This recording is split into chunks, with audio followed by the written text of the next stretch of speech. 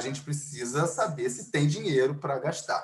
Essa é a pergunta que tem que se ter perguntado. Em algum momento no ETP, a equipe tem que se preocupar com isso, ok? Eu coloquei aqui uma enquetezinha. Você sabe como é que se busca um resultado, já que a gente está falando aqui de resultado para lá, resultado para cá, é a cereja do bolo, é o mais importante. Bem, eu vou, né, apresentar para vocês aqui uma técnica para você, no momento da construção da busca por esses resultados, você vem aplicar. Se chama de técnica SMART. Nome bonito, bacana, olha, né, bonito de se falar. Bem, o SMART não é uma sigla, SMART não é uma palavra que significa, né, esperto em inglês. O SMART tem até um nome para isso, homônimo, como é que é? Esqueci o nome. Quando você tem a formação de uma palavra com várias outras de significado, tem um nome bacana para isso, esqueci aqui. Mas essa Anagrama. técnica...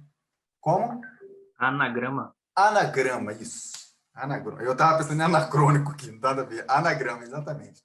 Quando você tem uma palavra, né, que tem vários outros significados. E a técnica SMART é uma técnica muito utilizada no setor privado, ok? É copiado do modelo americano, que diz o seguinte: olha, quando você pensar em resultado e definir o que você quer, você precisa ser específico naquilo que você quer. Não adianta você dizer, eu quero um ambiente limpo. Tá, mas limpo como?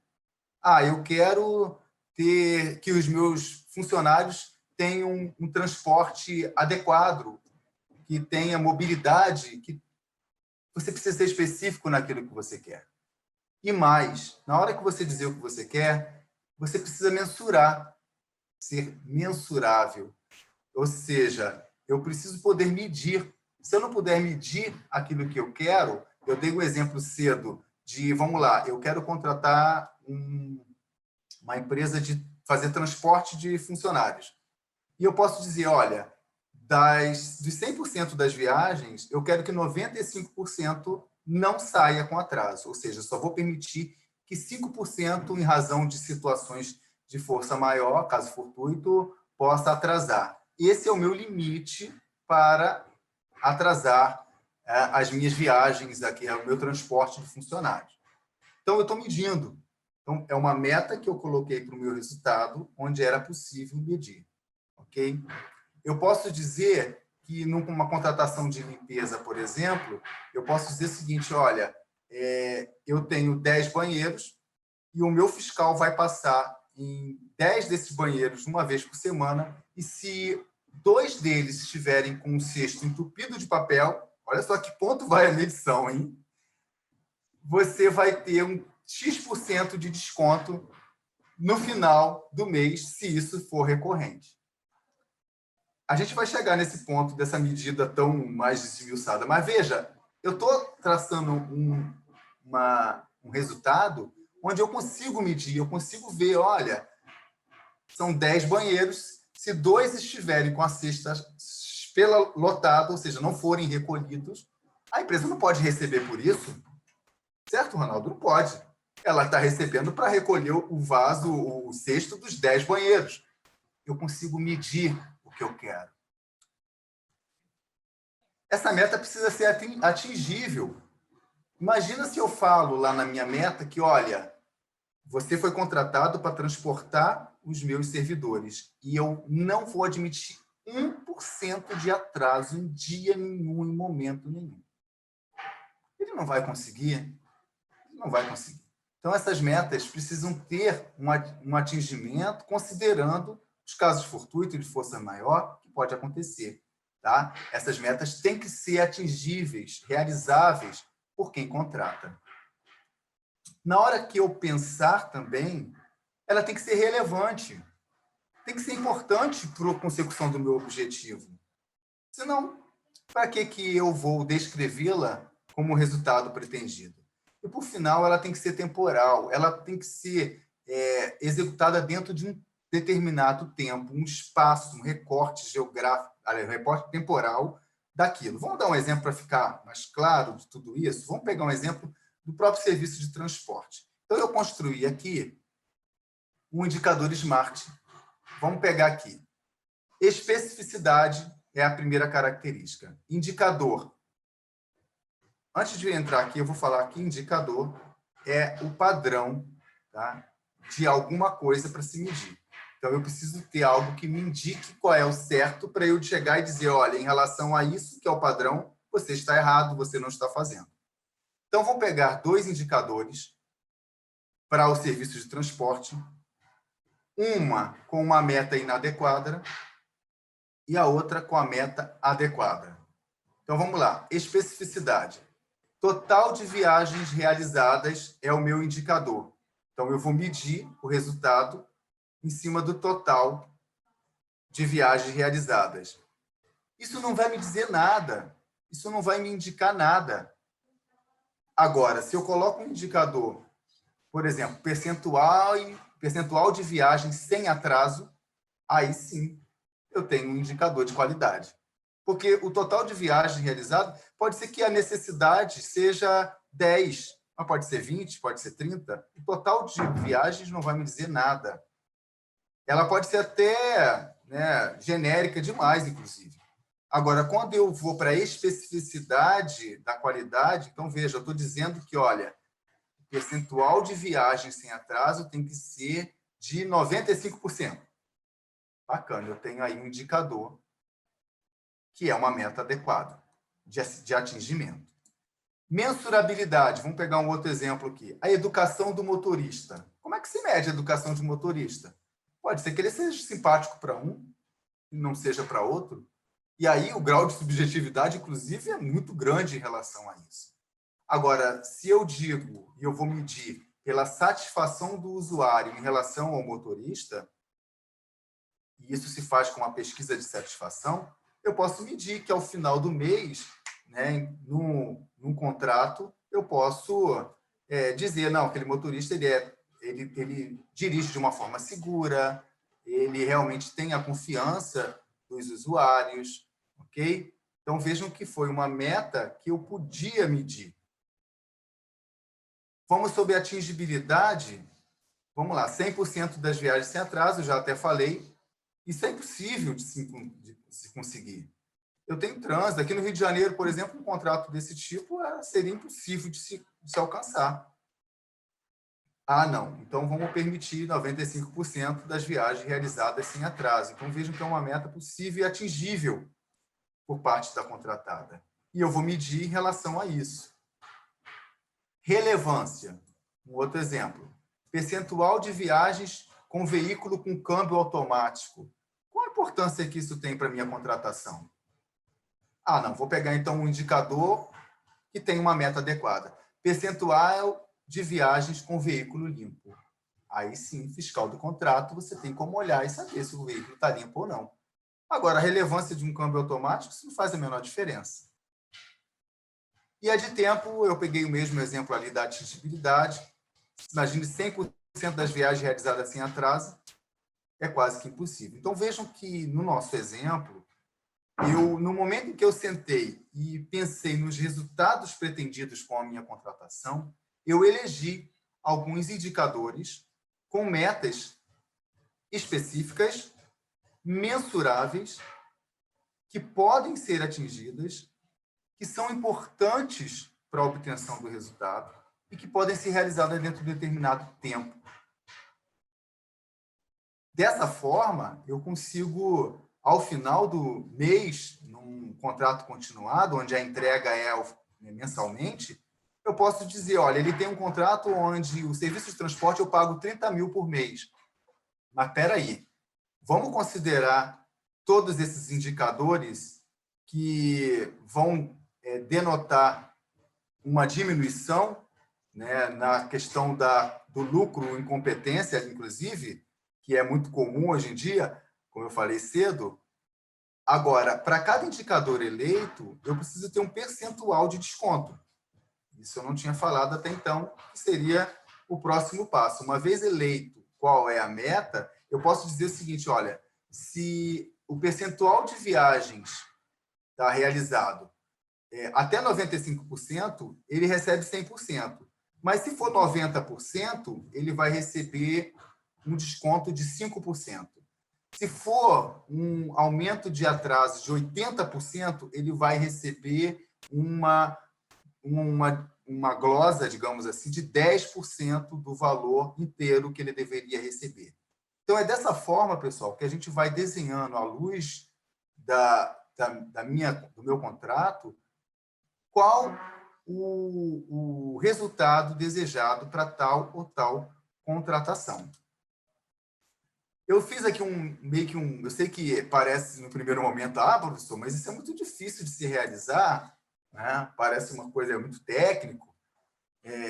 Eu tenho várias outras metas, outras estratégias de planejamento que podem ser utilizadas. Eu gosto da Smart porque ela é mais simples. Eu elaborei aqui um passo a passo para você elaborar, então, esse instrumento de medição de resultado. Então, vamos lá. A primeira coisa que você tem que fazer é elenca todas as atividades críticas e veja quais são aliás, eleja todas as atividades referentes àquela contratação e separe as críticas das que são secundárias, ou seja, as mais importantes e as menos importantes. Depois que você fizer das críticas, você estabeleça indicadores para essas atividades. Então, é aquilo que eu falei, eu vou ter um padrão, né, que vai me indicar se está sendo executado ou não. Então, das atividades críticas, estabeleça indicadores. A partir dos indicadores, você preveja metas. Vamos pegar um exemplo aqui, vamos lá, papel reciclado, bem simples. Então, eu tenho, tá, como uma meta, e essa é uma meta do próprio órgão, reduzir a contratação, a aquisição de papéis até 2022 em 30%. Então, vejam que eu tenho metas que são específicas, mensuráveis, atingíveis, existe um tempo para isso, ok? Essa seria para a aquisição de um bem. No caso de desempenho de serviço, vamos lá, vigilância. Vamos brincar de estabelecer meta. Ronaldo, vou te perturbar. Você está aí, eu vou te perturbar. Está ouvindo? Vamos lá. Se você contrata um serviço de vigilância, vamos fazer meio que uma brincadeirinha aqui. Contrata um serviço de vigilância. Que meta que você poderia estabelecer mensurável para dizer, não, ele está fazendo, não está fazendo, vai ser pago ou não vai ser pago por inteiro esse contrato? Olha, no contrato de vigilância, na verdade, até na iniciativa privada, eles se preocupam com essa métrica de resultado, mas é um serviço que não entrega um objeto facilmente mensurável. Eles acabam fazendo, por exemplo, rotinas de verificação de ronda, né? Aquele bastão que toca de serviço, os pontos, né? Se o cara cumpriu a escala de rondas, né? Se houve incidentes, porque a responsabilidade da empresa é garantir que não haja incidentes de segurança. Então, assim, haver incidência de segurança é crítico para esse contrato. Se não teve, pressupõe que ele foi bem executado. Mesmo que tenha sido na sorte, né? Mas eu pressuponho que eles trabalharam minimamente direito. Você já me indicou 2 indicadores aí, Ronaldo. Então, beleza. Entendeu? Então, veja, no exemplo aqui, né, do professor Ronaldo, eu contratei um serviço de vigilância e eu disse, olha, o mínimo de incidentes, né, que vai acontecer, eu tenho um percentual, e a gravidade, eu posso avaliar, inclusive, a gravidade e o impacto desses incidentes. Tá? Eu vi um IMR curioso de vigilância que falava, inclusive, do vigilante dormindo em serviço. Isso era, inclusive, verificável. Quantas vezes o fiscal passava e viu... Eu vi um também muito curioso, esse foi de um hospital, que era de atendente, a contratação de atendente, o número de reclamações, e o usuário, né, do fiscal usuário, de reclamações contra atendentes. Aquela coisa do mau humor, do péssimo atendimento, né, do atendimento. E isso media resultado. Isso media. Usar o público usuário é muito bom. Tem muita gente que esquece disso. Um contrato de limpeza, quem é que você pode perguntar se a limpeza está boa? Quem está usando os banheiros, quem está usando os espaços que deveriam estar limpos. Esse público está satisfeito, está bem atendido, então está medido. Sim, de um hospital, você pode... a gente vê muito, inclusive lojas de departamento, você vê lá na saidinha aquele cartãozinho dizendo que se foi bem atendido ou não, você pode até escrever. Aqui no Rio tem uma loja que você aperta uma bolinha vermelha, amarela ou verde. Dependendo do atendimento, isso vai gerar valor, inclusive, futuramente, né? Então, no terceiro passo, veja que a gente aqui, nesse bate-papo aqui rápido, a gente já estabeleceu metas a serem alcançadas, resultados a serem alcançados, com base nos indicadores de resultado, se está indo bem ou se está indo mal. O quarto passo para você elaborar é estabelecer as faixas de redução no pagamento pelo não atingimento da meta. Eu preciso elencar que para cada meta não alcançada, você vai ter um desconto, uma redução de pagamento em X% em relação ao total que tinha sido contratado. Ok? Esse seria, depois de você ver as atividades críticas, os indicadores, as metas, seria o próximo passo. E, por fim, se por acaso, isso também tem que estar previsto, essas metas forem muito além do nível de redução que se espera, vamos imaginar que aquele nosso exemplo do transporte, eu disse que 95% era o permitido de atraso. Então, com 95%, ele receberia 100%, e daí para baixo ele ia recebendo descontos, reduções de pagamento. Mas se ultrapassar 70%, isso é tido como uma inexecução parcial de contrato. É um descumprimento de cláusula, inclusive. E aí você também deve definir as sanções pelo atingimento de níveis de qualidade abaixo dessa faixa de tolerância. Então, o resultado que você vai buscar, ele precisa ter uma tolerância, isso descrita previamente. Isso vai ser internalizado, inclusive, no termo de referência, porque quem vai participar futuramente da licitação precisa ter acesso a essa mensuração de resultado, porque ela precisa saber o que ela precisa cumprir, atingir, para conseguir ter o pagamento em 100%. Aliás, o que elas querem é exatamente isso. Dá uma olhadinha com um tempão sem olhar o chat, para ver se tem algum questionamento. Eita, tem um aqui bacana, hein? O próprio Ronaldo já colocou. Deixa eu começar a ver lá de cima. A Gisele falou que, na minha visão, a nova lei veio somar, pois existem inúmeras novidades que vão fazer para pararmos de perder tempo. O diálogo competitivo, Gisele, eu tinha falado mais cedo sobre ele, né? O diálogo competitivo, existe digamos, um objetivo com ele, não é para qualquer tipo de contratação, quase sempre vai ser quando envolver uma solução nova para a administração, mas, enfim, a gente vai ter que pagar para ver. Conversar com o mercado, eu sempre achei que poderia ser de grande vantajosa, muito vantajoso para a contratação como um todo. A gente não está acostumado a conversar com o mercado em momento nenhum. Aliás, às vezes a gente não conversa com o mercado nem no momento em que o mercado está participando da licitação. Então, a gente meio que quer trabalhar dando as costas para esse segmento e não dá. A nossa relação, como eu falei, ela é de consumo. A gente depende desse mercado. A administração depende do mercado para fazer cumprir a sua missão institucional, seja ela de meio, seja ela de fim. Ok? Eu tenho mais uma aqui, imensa. Ô, Ronaldo, eu vou juntar isso tudo aqui e vou escrever um artigo, tá? Quantidade de coisa. Mas aqui, olha, eu não vou conseguir ler tudo, mas eu só quero avisar que o professor Ronaldo fez várias consignações ali.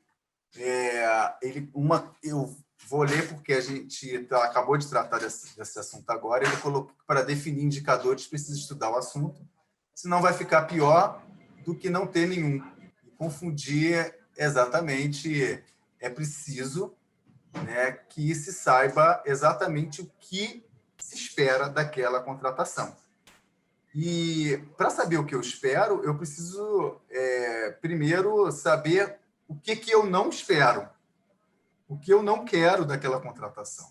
Talvez esse limite entre um e o outro possa ser aí a construção de se medir esse resultado. Não, eu tenho certeza que não é uma atividade das mais fáceis, mas ela pode até se tornar, em algum momento, um pouco mais simplificada. Se você imagina indicar 2 atividades críticas para aquela tua contratação, em cima dela você trabalhar, já está ganhando a administração. Aqui, por exemplo, eu coloquei aquela da cesta, vamos pensar no de limpeza. Eu coloquei aqui o recolhimento de cestas no banheiro, né? E de 10 banheiros, eu permitiria, no máximo, 2 cestas cheias e, acima disso, ia ter glosa. Enfim, bem, para mim, inclusive, não deveria ter nenhuma cesta cheia, tá? Para mim, se por acaso eu encontrar cesta cheia, já teria uma glosa. Também é o gosto do freguês, né? O órgão que vai ter que indicar isso. Aliás, nesse meu exemplo, que eu acho que foi até muito infeliz, eu vou até reconhecer, eu acho que nesse exemplo não deveria ter nenhuma cesta cheia. Nenhuma cesta cheia. Todas deveriam estar limpas, porque, pô, né, isso não é tão difícil de ser atingido. Mas, enfim, são coisas simples, são regras simples que você sabe, né, que dá para ser alcançado. O que não dá é você pagar por um serviço, por um resultado que você não recebeu. Tá bom? Bem, recadinho do coração do TCU sobre IMR, que diz que a previsão do IMR no termo de referência é altamente recomendada, mas ela não é obrigatória. Somente deve ser previsto o IMR se o órgão avaliar que terá condições de executá-lo conforme o previsto. Se estiver previsto no TR, torna-se obrigatória a avaliação dos seus indicadores e a implementação das reduções de pagamento previstas, se for o caso. Como disse o professor Ronaldo, eu concordo, a gente tem aqui a obrigação de apresentar que existe, mas se ela for um imbróglio para o planejamento, eu prefiro que não coloque. Tá? Coloque alguns requisitos mínimos, ou então deixa lá para o fiscal, porque eu acho que o fiscal, pelo próprio gestor médio, sabe quando está limpo ou quando não está, e que ele lá na frente avalie se o resultado está sendo alcançado ou não, com base quase que numa intuição do que está limpo ou que não está, no caso do nosso exemplo. Não é não, Ronaldo? Então, vejam que é um documento técnico que deve ser feito, recomendado, mas se não for possível, não faça. É que nem a questão da amostra. A amostra é muito legal, muito recomendável, ela é importante, eu acho que, inclusive, deve ser prevista como poderá, não como deverá, como poderá. Agora, se você vai prever a amostra, você tem que ter condição de avaliar a amostra. Se você não tem condições de avaliar a amostra, você pode ter um tiro no pé aí. Viu, Jander? Diga. Essa questão de pensar orçamentariamente, digamos assim, ela é muito importante para quem faz planejamento da contratação, porque quando a gente está desenhando, né, o IMR, a gente está pensando em garantir que aquele recurso aplicado, né, foi efetivo no sentido de resolver o problema, né, se os resultados foram entregues. É claro que se o contrato foi mal feito também, você vai medir os resultados certos que foram contratados, mas não vai resolver o problema, porque o contrato foi mal desenhado, a solução foi mal desenhado, o problema não foi resolvido. E assim, acima disso tudo, a gente tem que pensar o seguinte: o pai de família lá que está trabalhando e pagando imposto, né? Nós, servidores públicos que estamos trabalhando aqui pagando imposto, todos nós que estamos aqui e temos uma vida produtiva e pagamos impostos, é que vamos pagar isso daí, tá? Então, assim, é uma questão de responsabilidade, ética com o recurso público também, que sai lá do bolso do cidadão. A gente, né, tem uma facilidade muito grande em ver problemas sociais, criticar o governo, mas a gente é governo, a gente está contratando os gastos do governo.